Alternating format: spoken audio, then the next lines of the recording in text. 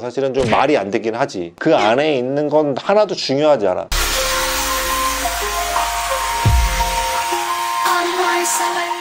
최근에 영상 중에 공무원이 하는 굉장히 유명한 유튜브 중에 하나 좀 논란이 일어서 삭제가 되었던 영상이 하나가 있는데, 혹시 그 영상 관련해서 좀 이슈를 본 적이 있어? 아니요. 아, 없어? 그런 일이 있었나요? 아니 근데 굉장히 좀 많이 핫한 이슈 중에 하나였는데, 그 내용이 뭐였냐면 그런 거였어. 공무원이 사는 지방에 여대생을 데려와서 인터뷰를 하는 도중에 삼성폰을 가진 사람이 개씨라면 어떻게 했느냐 뭐 이런 식으로 좀 얘기가 나왔고, 삼성폰을 별로 좋아하지 않는다는 듯 말한 내용이었었는데, 그거 관련해 가지고 이제 삼성폰은 아재폰이다, 어른들만 쓰는 폰이다, 이렇게 기사에서는 그런 식으로 좀 나온 내용이었거든. 그래서 오늘은 그런 식으로 어떻게 하면 내 상품을 좋은 이미지 혹은 나쁜 이미지로 만들 수 있는 프레임 씌우기에 대해서 좀 얘기를 해보려고 해. 혹시 프레임이라는 말이 무슨 말인 줄 아니? 프레임은 근데 주위에서 들어봤을 때 부정적인 쪽으로 사람들이 좀 많이 쓰는 것 같아가지고. 그치, 원래 프레임은 액자 정도라고 생각하면 될 것 같아. 프레임을 씌운다라는 게 그 액자 안에 가둔다. 원래 좀 많이 쓰는 곳은 정치 쪽에서 많이 쓰지. 두 가지로 나뉘잖아, 우리나라의 특성상. 세상을 약간 이분법적으로 이거 아니면 저거 뭐 이런 식으로 좀 나누는 걸로 많이 사용되긴 하지. 어떠한 행동을 했을 때 너 뭐지? 아, 너 뭐지? 약간 이런 식으로 두 가지로 정확하게 좀 나누는데 많이 사용되는 것 같아. 세상 사는데 정말로 스펙트럼이 되게 굉장히 넓게 있잖아. 그러니까 예를 들어서 정치를 예를 들자면 극좌부터 시작해서 극보수까지 있다면 그 안에는 굉장히 많은 사람이 있고, 자기의 성향에 따라서 그 어느 곳인가에 위치를 할 텐데 좌 아니면 우 두 개로 나눈다는 것 자체가 사실은 좀 말이 안 되긴 하지. 내가 살아가는 성향에 따라서 어쩔 때는 이것을 지지하기도 하고 저것을 지지하기도 하는데, 그런 거를 이제 딱 내 편 아니면 네 편 이런 식으로 나누는 것 자체가 좀 말이 안 된다라고 생각을 하지만, 어쨌든 이런 부분을 물건을 파는데도 적용을 하면 굉장히 좋은 것이 될 수도 있거든.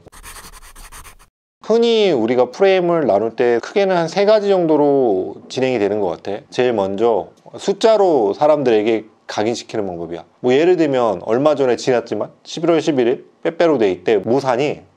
빼빼로를 보통 먹죠. 그치, 롯데에서 나오는 빼빼로. 뭐 요즘에는 롯데에서 나온 빼빼로뿐만 아니라 좀 길쭉길쭉한 물건이라면은 같이 팔리기도 하지만, 사실 그 날 자체도 빼빼로데이라고 얘기를 하잖아. 그런 것처럼 누군가가 정했는지는 잘 모르겠지만 11월 11일이 되면 왠지 빼빼로를 사야 될 것 같고, 그 날에 굉장히 많은 편의점에서 빼빼로데이라고 해가지고 사라고 굉장히 좋은 자리에 놓고 판매를 하지. 그러면 누가 이건 정한 걸까? 빼빼로데이. 그거의 유래를 알긴 사실 어렵지만 기존에 사람들이 해서 이미 약간 고착화? 돼 있는 느낌이 좀 있는 것 같아요. 자, 그러면 내가 다시 물어볼게. 발렌타인데이나 화이트데이 혹은 뭐 로즈데이, 뭐 블랙데이 이런 거는 누가 만들었을까? 그것도 정확히 알 방법이 없잖아요. 그치. 뭐 예를 들면은 빼빼로데이야 롯데 마케팅팀에서 만들었다 이렇게 말할 수도 있지만, 블랙데이는 짜장면 먹는 날이잖아.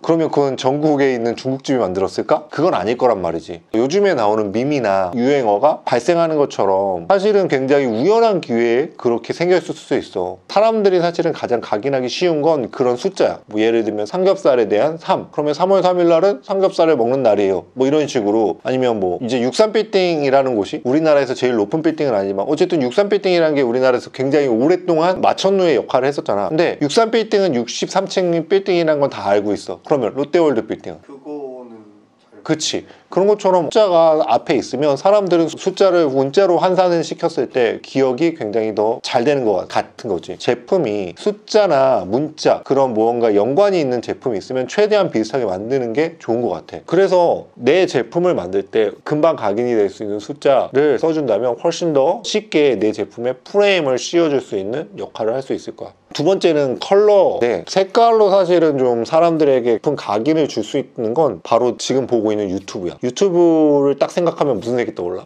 빨간색이죠. 그치. 그 빨간색 세모 모양이 딱 유튜브에 표시잖아. 그 표시만 봐도 유튜브라는 걸 100% 알 수 있을 거야. 그것처럼 어느 정도 프레임을 만든다는 건 빨간색 화살표가 아니라 파란색 화살표가 있다면 사람들은 그걸 유튜브로 각인하지 않을 거란 말이지. 그런 것처럼 색깔이라는 게 사람들에게 굉장히 크게 와 닿을 수 있어. 쇼핑백만 봐도 알 수 있는 에르메스 칼라가 든 쇼핑백을 들고 가면 사람들은 다 그렇게 생각할 거야. 저 사람은 굉장히 비싼 백을 사간다, 아니면 굉장히 부자겠구나 라고 생각할 생각할 수 있는 거지. 컬러로 사람들이 인식하는 것들이 굉장히 높기 때문에 내 제품 혹은 내 로고가 어떤 컬러랑 가장 맞는다고 생각을 한다면 그 컬러를 프레임 시키는 것도 굉장히 좋은 방법이지. 세 번째는 문자인데 그 안에 있는 숨은 뜻을 알게 되면 훨씬 더 오래 기억에 남는 거지. 비슷한 건지는 잘 모르겠는데 그 고백데이라는 날이 있거든요. 근데 제가 알기로 고백데이의 일이 100일째가 아마 크리스마스 되는 날이 고백데이라고 이제 제가 들은 적이 있어가지고 그 이후로 고백데이가 정확한 날짜는 잘 모르겠지만 크리스마스가 100일 되는 날이 고백데이겠구나 라는 생각은 계속 머릿속에 쏟아지가 않는 것 같긴 해요. 크리스마스에 D-100이라는 소리인 거잖아. 예, 고백데이가. 그렇죠. 그날이 딱 고백하면 크리스마스 날 100일 맞아서 기억할 필요 없다. 그런 것처럼 숨은 뜻이 있는 것들을 찾는다면 사람들은 아무래도 그런 숨은 뜻을 한 번이라도 이야기가 있었다면 훨씬 더 기억을 하기가 훨씬 더 편할 테니까. 예를 들면 8억 칫솔이라는 칫솔이 있어. 근데 그 칫솔은 처음에 들면 야, 칫솔 하나가 8억이야? 라고 말을 할 수는 있지만 원래 그 안에 숨은 뜻은 사람이 태어나서 죽을 때까지 치아 관리를 하지 않을 때 들어가는 돈이 8억이라는 소리야. 내가 이 칫솔을 삼으로 인해서 그 8억을 아껴준다라는 소리지. 그런 것처럼 8억 칫솔을 처음에 들었을 때 와, 무슨 칫솔이 8억이야 라고 생각하지만 그 안에 있는 속뜻을 알게 되면 당연하게 팬이 되는 거지. 스포츠 프로그램 중에 뭉쳐야 찬다? 최강야구가 굉장히 사람들에게 인기를 얻고 있지. 우리나라에서 축구하고 야구는 굉장히 인기 스포츠에 들어가지만 최강야구와 뭉쳐야 찬다가 인기를 얻는 이유는 나는 그 안에 있는 사람들의 스토리라고 생각을 해. 단순하게 그 전까지 스포츠를 볼 때는 그날 하루의 경기였었거든. 그 사람이 어떻게 고생을 했는지, 어떻게 준비를 했는지 그 안에 있는 건 하나도 중요하지 않아. 야구를 시작했으면 1회부터 9회까지, 축구를 시작했으면 전반부터 후반까지 누가 점수를 많이 냈느냐에 따라서 승패가 갈리는 거야. 그러면 사람들은 대부분 이거 왜 점수 못 냈어? 왜 그때 그렇게밖에 못했어? 라고 하지만 그 안에는 굉장히 많은 사람들의 얘기가 들어있거든. 뭐 예를 들면 그 사람이 아팠다거나 뭐 컨디션이 난조였다거나 그런 굉장히 사람이기 때문에 발생할 수밖에 없는 문제가 굉장히 있기 때문에 그 안에서 이야기를 만들고 그 이야기가 사람들에게 재미를 주는 요소가 되는 거지. 그게 어떻게 보면 프레임을 만드는 걸 수도 있어. 단순하게 예전에는 저 사람 되게 실책 많이 하는 선수야, 중요한 경기 때 약한 선수야 라고 말을 할 수 있지만 그 선수의 스토리까지 알게 된다면 훨씬 더 재밌는, 훨씬 더 그 선수를 이해할 수 있는 무언가가 될 수 있다는 거지. 프레임을 씌운다는 게 사실 굉장히 좋은 것만은 아니야. 근데 그 프레임을 상품에 씌우면 굉장히 많은 것들이 변할 수 있거든. 너 원래 산타의 색깔이 무슨 색깔이었는 줄 알아? 산타의 색깔은 빨간색 아닌가요? 그치. 지금 산타를 생각해보라 그러면 대부분 빨간색을 생각할 거야. 근데 원래 산타의 색은 초록색이었어. 그러면 그게 언제부터 빨간색으로 바뀌었냐? 코카콜라가 광고에 산타 할아버지를 빨간색으로 그리면서부터야. 왜 그러면 코카콜라는 빨간색으로 산타 할아버지를 만들었을까? 브랜딩 컬러가 빨간색이라서 그걸로 홍보를 한 게 아닌가요? 그치. 코카콜라 하면 생각나는 사람이 빨간색이잖아. 그러면 코카콜라의 입장에서는 빨간색의 산타가 훨씬 더 이득인 거지. 그렇게 해서 산타크로스는 빨간색을 입은 사람이 돼버린 거야. 그런 것처럼 프레임을 씌움으로 해서 굉장히 마케팅적으로 나에게 도움이 되는 게 굉장히 많거든. 아까 전에 얘기했듯이 삼성폰은 아재폰이에요 라고 말을 하는 거에 이면에는 어떤 게 숨어 있을까? 삼성폰이 아닌 다른 폰의 약간 바이럴 마케팅? 그치. 삼성폰은 아저씨들이 쓰는 폰이에요 라고 말을 한다면 삼성과 대립하고 있는 아이폰은 젊은 애들이 힙하게 쓰는 폰이라는 소리거든. 얼마 전에 본 자료에서 보면 삼성폰이 확실히 아저씨들이 많이 쓰는 폰이 맞긴 한데 그렇다고 해가지고 삼성폰 자체가 신기술이 들어가지 않았다는 말은 아니거든. 그런 신기술이나 뭐 디자인 이런 것과 상관없이 어떻게 그 폰의 이미지 관리를 하느냐에 따라서 어떤 폰은 아재폰이 되고 어떤 폰은 힙한 폰이 될 수밖에 없어. 근데 정말로 웃긴 게 뭐냐면 한 10년 전까지만 해도 삼성폰이 굉장히 힙하던 시절이 있었어. 뭐 이오리 폰이나 삼성 듀얼 폰 이런 것처럼 우리나라에서 삼성폰을 쓴다 그러면 굉장히 젊은 사람들 입장에서는 굉장히 힙하다? 이런 말을 들었던 적이 분명히 있었던 거거든.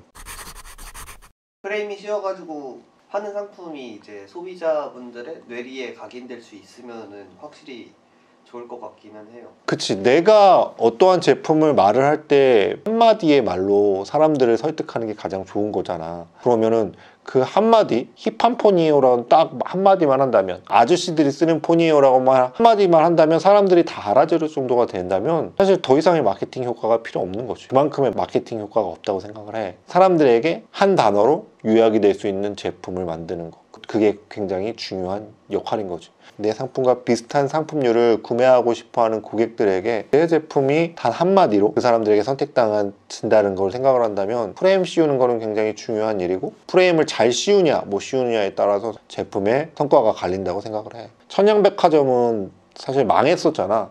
근데 그런 천양백화점은 망하고 다이소는 잘 됐었던 이유를 생각을 해본다면, 다이소는 분명하게 싸지만 가성비가 좋은 물건이라는 프레임을 만들었거든. 구매를 하려고 하는 사람들이 천양백화점은 단순히 싸서 이용을 한 거라면, 다이소면은 싸지만 가성비가 좋은 물건, 싸지만 좋은 물건을 찾으러 가는 고객들이 많았단 말이지. 사실 나는 이런 것도 어느 정도 다이소의 프레임이라고 봐. 어차피 1,000원짜리 물건이 우리나라에 들어오는 원가는 거의 비슷할 거거든. 오늘 얘기가 좋았다면 알지? 구독, 좋아요, 알림 설정까지 누르면 뭐 셀링 관련한 얘기 이런 거 많이 하니까 좋은 아이디어를 얻을 수 있을 거라고 생각을 해. 자, 오늘 얘기는 여기까지고, 그러면 다음에 또 보자고. 그러면 안녕.